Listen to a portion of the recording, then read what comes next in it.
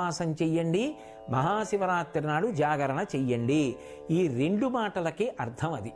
ఇప్పుడు ఈ 2 చేసేటప్పుడు ఎవరికి ఎంత శక్తి ఉన్నదో అంత శక్తితోనే భక్తి ముడిపడుతుంది. మహాశివరాత్రి పరమ పుణ్యప్రదమైన కాలం. ఒక్కొక్క కాలమునందు ఒక్కొక్క రకంగా ఈశ్వరానుగ్రహం వెదజల్లబడుతుంటుంది. మహాశివరాత్రి నాడు చేసేటటువంటి ఉపాసన కొన్ని కోట్ల జన్మలకి సరిపడగలిగినంత అనుగ్రహాన్ని ఈశ్వరుడు వెదజల్లేటటువంటి కాలం.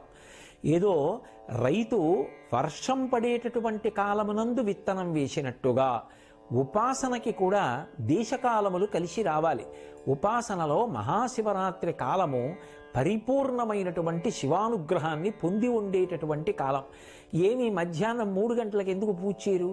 తెల్లవారుజామున బ్రాహ్మీ ముహూర్తంలో ఎందుకు పూజ చేస్తాం? బ్రాహ్మీ ముహూర్త సమయంలో అమ్మవారి యొక్క అనుగ్రహ తరంగములు